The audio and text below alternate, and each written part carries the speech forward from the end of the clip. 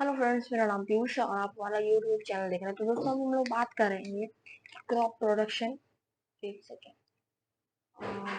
हम लोग बात करेंगे क्रॉप प्रोडक्शन एंड मैनेजमेंट की। किस चीज़ की बात करेंगे? तो क्रॉप प्रोडक्शन एंड मैनेजमेंट पर बात करेंगे, है ना। ये क्लास 8 का टॉपिक है या फिर चैप्टर है, जिसको हम लोग पूरा का पूरा कवर करेंगे। फुल चैप्टर है ना। तो देखिए, क्रॉप्स, पहले तो अभी हम लोग समझेंगे कि क्रॉप्स होते क्या है। पहले हम लोग समझेंगे कि क्रॉप्स होते क्या है। व्हाट इज क्रॉप्स, है ना। व्हाट आर, तो देखिए दोस्तों, crops are plants grow in large quantity for food, fibre और other resources such as rice, wheat, cotton and vegetables. अब देखिए दोस्तों, क्रॉप्स होते क्या है। क्रॉप्स एक ऐसे पौधे होते हैं, क्रॉप्स ऐसे पौधे होते हैं जिन्हें हम लार्ज अमाउंट में किसी एक क्षेत्र में, मतलब किसी एक पर्टिकुलर एरिया में, मतलब हम अगर लार्ज अमाउंट में उसे उगाते हैं, है ना। किसी एरिया में अगर हम उसे लार्ज अमाउंट में उगाते हैं फूड के लिए, फाइबर के लिए और अदर रिसोर्सेज के लिए, जैसे कि अदर रिसोर्सेज यानी कि जैसे कि आपको हो गया लकड़ी वगैरह के लिए, तो आप क्या, तो उसे हम प्लांट क्रॉप्स कहेंगे, है ना। क्रॉप्स कहेंगे, है ना। अब चलिए समझते हैं कि व्हाट इज क्रॉप्स। देखिए, तो टाइप्स ऑफ क्रॉप्स को भी हम समझेंगे, कितने टाइप्स के क्रॉप्स होते हैं, कितने टाइप के क्रॉप्स होते हैं। देखिए दोस्तों, क्रॉप्स के 3 टाइप होते हैं। पहला खरीफ फसल यानी खरीफ क्रॉप्स, दूसरा रबी क्रॉप्स, तीसरा जेड क्रॉप्स, है ना। ये तीसरा है। तो 3 टाइप के क्रॉप्स होते हैं, उन्हें अभी समझना है। देखिए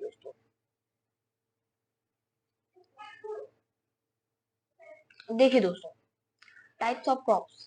तो देखिए, खरीफ क्रॉप्स क्या होता है, ये, है ना, ये रेनी सीजन में रोपे जाते हैं, यानी ये रेनी सीजन में रोपे जाते हैं।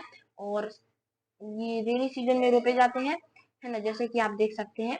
और इनका जो टाइमिंग होता है वो जून में ये रोपे जाते हैं और सितंबर में काट लिए जाते हैं, है ना। सितंबर में काट लिए जाते हैं। इनके एग्जाम्पल के तौर पे अगर हम समझे तो एक पैडी होता है, मेज होता है, कॉटन होता है। ये 3 तरह, मतलब ये एग्जाम्पल है। अब देखिए, रबी क्रॉप्स, रबी क्रॉप्स क्या है। ये रबी क्रॉप्स क्या है दोस्तों, ये विंटर के सीजन में, ठंडी के टाइम में ये रोपे जाते हैं, अक्टूबर के टाइम में, और मार्च के टाइम में काट लिए जाते हैं, है ना। एग्जाम्पल के लिए हम समझेंगे व्हीट, है ना। व्हीट यानी गेहूं, ग्राम यानी चना, मस्टर्ड यानी सरसों। ये सभी ठंडे के टाइम में रोपे जाते हैं और मार्च के टाइम में काट लिए जाते हैं। दोस्तों, जेड जो फसल होता है, जेड क्रॉप, ये कब रोपे जाते हैं? तो ये जो है, ये आपको खरीफ और रबी के बीच में कभी आप रोप सकते हैं, जिसका उदाहरण है आपको वाटरमेलन, कुकुम्बर, है ना। ये सभी होता है। अब देखिए दोस्तों, अब देखिए दोस्तों, अब देखिए दोस्तों, देखिए दोस्तों, प्रिपरेशन ऑफ सॉइल, है ना, टिलिंग और प्लोगिंग, है ना। तो देखिए दोस्तों, ये प्रिपरेशन ऑफ सॉइल क्या है। तो देखिए, हम लोग पहले टाइप्स ऑफ सॉइल को समझेंगे। देखिए दोस्तों, टाइप्स ऑफ सॉइल, देखिए आप देख सकते हैं यहाँ पर there are 3 types of soil, है ना। एक सेकेंड, आपको मैं भी दिखा देता हूँ, आपको नहीं दिख रहा होगा, मैं थोड़ा ऊपर कर देता हूँ, इस चीज को आप लोगों को देखना भी नहीं है। देखिए दोस्तों, इस चीज को थोड़ा इग्नोर करें, ये है दोस्तों किसी एक बंदे का, जिसको मैंने थोड़ा कॉपी किया है, इसलिए इसको इग्नोर करें। देखिए दोस्तों, सीजन, ये किस टाइम में रोपे जाते हैं, ये सीजन के टाइम, ये सब सीजन में रोपे जाने वाले फसल है। देखिए दोस्तों, और टाइम पीरियड, तो देखिए रबी फसल कब रोपे जाते हैं, तो ये अक्टूबर से दिसंबर में रोपे जाते हैं। इनके अच्छे उदाहरण है व्हीट, है ना, रबी के व्हीट, है ना, बार्ले, पीस, ग्राम, मस्टर्ड, है ना। और ये सभी कहाँ कहाँ रोपे जाते हैं, ये पंजाब में रोपे जाते हैं, हरियाणा में, हिमाचल प्रदेश में, जम्मू और कश्मीर में, उत्तराखंड में, उत्तर प्रदेश में, हमारे बिहार में भी ये सब उगाए जाते हैं। खरीफ फसल, ये कहाँ रोपा जाता है, ये कब रोपा जाता है, तो ये जून से जुलाई के बीच में रोपा जाता है ना। मतलब रोपा नहीं जाता, ये काट लिया जाता है ना। तो ये काट लिया जाता है। और ये अक्टूबर से दिसंबर, नहीं, सॉरी सॉरी, ये जून से जुलाई के पीरियड में रोपा जाता है और सितंबर से अक्टूबर के बीच में काट लिया जाता है। ये अक्टूबर से दिसंबर के बीच में रोपा जाता है और ये अप्रैल और जून के बीच में काट लिया जाता है।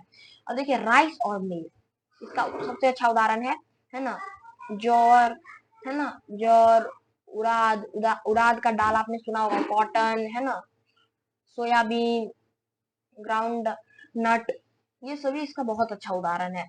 और इसको कहाँ उगाया जाता है, तो दोस्तों इसको, एक सेकेंड दोस्तों, इसको उगाया जाता है आपको तो दोस्तों इसको असम में उगाया जाता है, वेस्ट बंगाल में उगाया जाता है ना, कास्टल में उगाया जाता है, मतलब इस तरह से रीजन में, जैसे कि उड़ीसा, आंध्र प्रदेश, तेलंगाना, तमिलनाडु, केरला, महाराष्ट्र, इस सब जगह स्टेट्स में उगाया जाता है।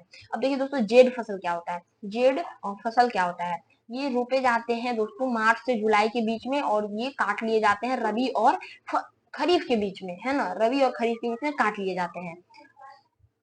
देखिए ये सीजनल फ्रूट्स होते हैं और वेजिटेबल होते हैं, जैसे कि इसको आप फूडर क्रॉप्स कह सकते हैं, जैसे कि खीरा, क्यूकुम्बर, है ना, क्यूकुम्बर, उसके ककड़ी वगैरह आप जानती होंगे, वाटरमेलन यानी तरबूज वगैरह सभी most of the northern and north western state, यानी कि ये नॉर्थ और वेस्ट के स्टेट्स में उगाए जाते हैं।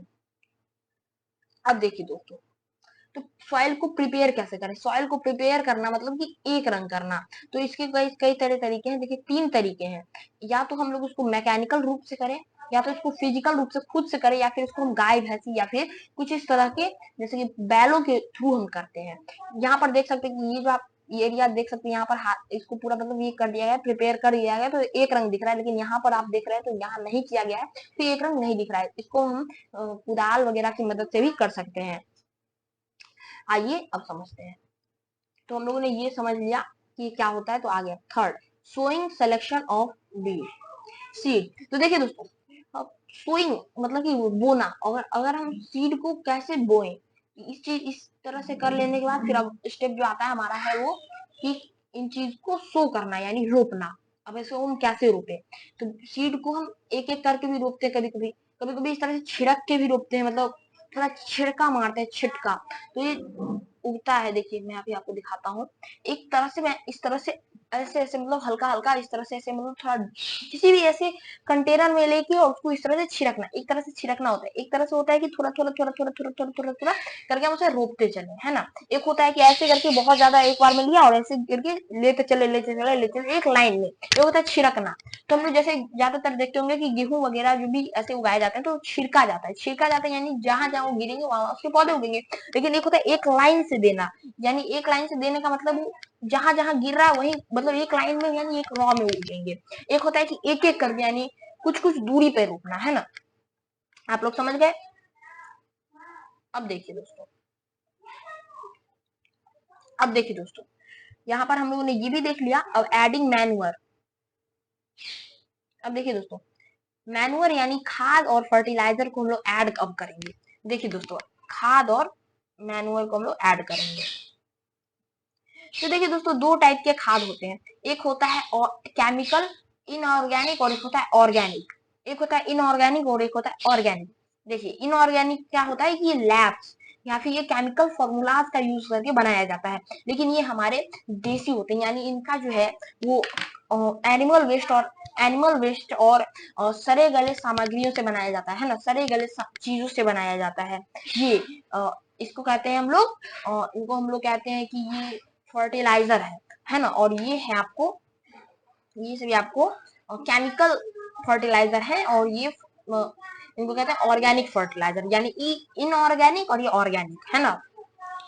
देखते हैं, देखते हैं दोस्तों, देखिए यहाँ पर देखिए, हाँ देखिए दोस्तों, तो यहाँ पर ऑर्गेनिक मटेरियल देखिए कैसे बनता है, तो सड़े गले चीजों को सड़ा करके या फिर आदमी के वेस्ट वेस्ट से, है ना, तो ये बनता है, जैसे कि सिर्फ फर्टिलाइजर्स कहते हैं। लेकिन केमिकल से जो हम लोग ऐड करते हैं, जैसे कि डायरेक्टली हम लोग ऐड कर देते हैं फॉस्फोरस, नाइट्रोजन, पोटेशियम, ये सभी एक तरह से केमिकल है, एक तरह के केमिकल है, तो उसे हम ऐड करते हैं जिससे कि ये केमिकल फॉर्मूला से बनते हैं, है ना। तो आगे आते हैं, तो इरिगेशन दोस्तों, अब खेतों में पानी कैसे दिया जाए। अब खेतों में पानी देने का देखिए कई सारे स्टेप हैं हम लोग, जैसे कि देखिए पहला कि आपको फसल को क्या करना पड़ेगा, सॉइल को प्रिपेयर करना पड़ेगा। दूसरा कि आपको सीड को चुनना पड़ेगा। तीसरा कि आपको उसमें फर्टिलाइजर ऐड करना पड़ेगा। और थर्ड जो है मतलब चौथा जो है उसको आपको उसमें पानी देना पड़ेगा। तो उसको भी हम लोग देख लेते हैं। देखिए दोस्तों, पानी देने का कई सारे तरीका है। एक होता है सरफेस इरिगेशन। तो देखिए एक होता है कि एकदम जैसे ऊंचाई पे ऐसे ऊंचा करके पेड़ रोपा जा रहा है। देखिए इस वाले रो में आप देख सकते हैं ऊंचा करके पेड़ को रोपा गया और उसके जो बीच का गैप है उसमें वाटर भर दिया गया है। एक होता है स्प्रिंकल, जैसे वर्षा होती है ना तो उसको वो ऐसा दिया है स्प्रिंकल करके हल्का हल्का। और एक होता है ड्रिप, यानी कि पौधों को जितनी जरूरत होगी, मतलब यहाँ पर पाइप पौधे की जगह पर छेद है तो वहां पर पानी भी वेस्ट नहीं होगा और उसका यही हमें फायदा होता है। ये डायरेक्टली यहाँ पर फिर से है ना। और ये कुछ नहीं है, इसके अंदर यही चीज है ना। तो इसे हम लोग छोड़ देते हैं, आगे आते हैं। अब देखिए दोस्तों, हमारा जो सबसे एक और स्टेप होता है पौधों को ग्रो करने के लिए, एक और स्टेप होता है हमारा पौधों को स्टेप करने के लिए हमारे पास एक और ग्रो करने के लिए एक और स्टेप होता है जिसे हम वीडिंग कहते हैं। वीडिंग यानी कि खरपतवार हटाना। खरपतवार हटाना यानी कि देखिए दोस्तों, पौधों में मतलब यही मेरा क्रॉप्स है, ये जो है जो आप देख पा रहे हैं ये मेरा मेन क्रॉप है। ये मेरा मेन क्रॉप्स है, ये मेरा मेन क्रॉप्स है ये। लेकिन यहाँ पर जो आप ये देख सकते हैं ये अदर यानी जंगली क्रॉप्स उग गए हैं। यहाँ पर जंगली क्रॉप्स उग गए हैं जो कि मेरे फर्टिलाइजर, मेरे जो अपने मेन क्रॉप में के उगने के लिए फर्टिलाइजर, स्प्रिंकल यानी वाटर वगैरह, हार्वेस्ट वगैरह इसको किया, तो इसका ये उसका पोषण यानी उसके अंदर जितना भी मतलब गुण था या फिर ये था तो उसका ये इसको कंज्यूम कर ले रहे हैं। तो इनको पोषण नहीं मिल पा रहा है, यानी इनको जो है न्यूट्रिशन नहीं मिल पा रहा है, तो ये इसको पी जा रहे हैं। तो इसको हम लोग को हटाना जरूरी है, इसलिए इसी को हटाना बहुत जरूरी है। इसी को हम कहते हैं वीडिंग, इसे हम वीडिंग कहते हैं। अब आते हैं नेक्स्ट स्टेप पे। देखिए अब एक होता है हार्वेस्टिंग, सॉरी इरिगेशन करते हैं, उसके बाद हार्वेस्टिंग क्या होता है। अब देखिए दोस्तों, हार्वेस्टिंग क्या होता है कि जब अब उसको काटना, फसल आपका सूख गया, तैयार हो गया, एकदम बढ़िया से पक गया, अब इसको हम करेंगे हार्वेस्ट यानी काटेंगे। यानी कि अब आपका पक वक जाने के बाद इसको हम लोग काटेंगे। तो काटने के लिए कई सारे तरीके हैं, आपको मैं यहाँ पर दिखा देता हूँ। देखिए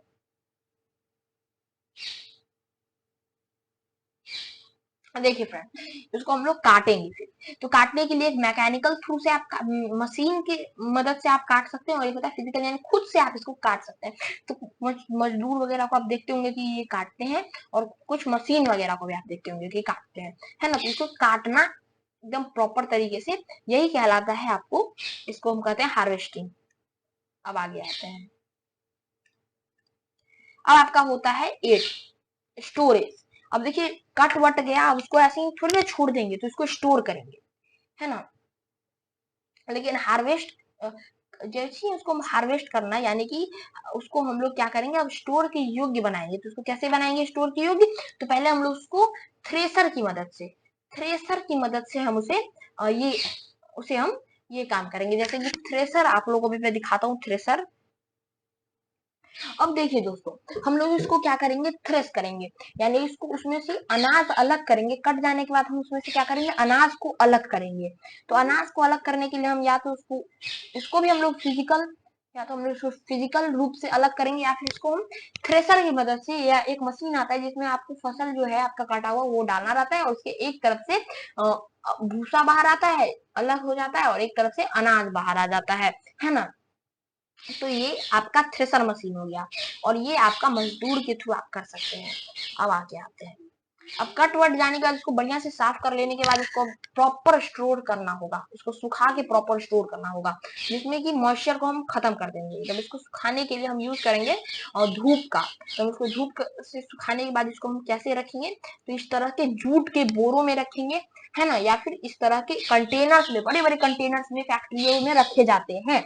ये क्योंकि और इसको खेतों में क्यों बनाया जाता है, क्योंकि इस पे सनलाइट पड़े और इसके अंदर गर्मी बढ़े और ये इसका जो मॉइस्चर है वो उड़ जाए, है ना। और या फिर इन्हें गोदामों में, ये जो आप देख सकते हैं यहाँ पर गोदामों में स्टोर करा जा रहा है, बड़े बड़े बोरों में बहुत ज्यादा एकदम, यहाँ पर बहुत ज्यादा तादाद है इसकी, उसमें ये स्टोर करा जा रहा है और यहाँ से ये बाहर जाएगा बिकने के लिए, यहाँ पर ये अवेलेबल नहीं है। अब देखिए दोस्तों, हम लोग का एक लास्ट टॉपिक है, इस क्लास का लास्ट टॉपिक है, वो है क्रॉप रोटेशन। दोस्तों आप देखिए, वो है क्रॉप रोटेशन। अब देखिए दोस्तों, ये क्रॉप रोटेशन क्या है, ये है दोस्तों, अगर अब ये लास्ट टॉपिक है तो इसको हम लोग अब देखिए थोड़ा समझिए, आप लोग के भी बुक में होगा। क्रॉप रोटेशन यानी कि हम लोग को ये करना चाहिए, इससे हम लोग को फायदा क्या होगा ये भी अभी हम बताएंगे।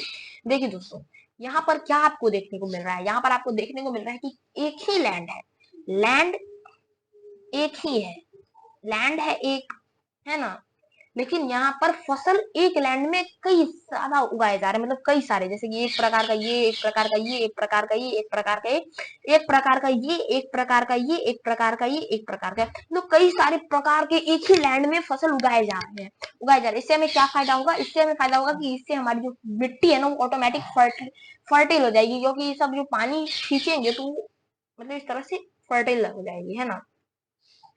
तो देखिए दोस्तों, इसका जो हम फायदा यहाँ पर देखते हैं कि इसका क्या फायदा है। देखिए डिफरेंट टाइप से हम लोग उसको ग्रो करेंगे तो उसमें क्या होगा ना कि 2 से ज्यादा क्रॉप ग्रो करना है ना। और इसमें इसमें हम लोगों को क्या होगा कि इसमें कुछ ऐसा ऐसा है नहीं, वैसे हमारा जो सॉइल का जो वाटर स्टोरिंग कैपेसिटी है ना वो ज्यादा हो जाएगा, तो इससे हम लोग का जो मिट्टी है वो ज्यादा फर्टिल हो जाएगा। इससे हम लोग ज्यादा, मतलब अब अगली फसल जो हम लोग बोएंगे तो इससे हमारा क्या होगा कि फसल ज्यादा उगेगा, उत्पादन ज्यादा होगा, और इससे एक और फायदा होगा जिससे कि हमें उत्पादन भी ज्यादा होगा, जैसे कई सारे फसल के होंगे, है ना। तो वीडियो पसंद आया होगा तो लाइक करना और चैनल पर नहीं हो तो सब्सक्राइब करना। मिलते हैं आपसे नेक्स्ट वीडियो में।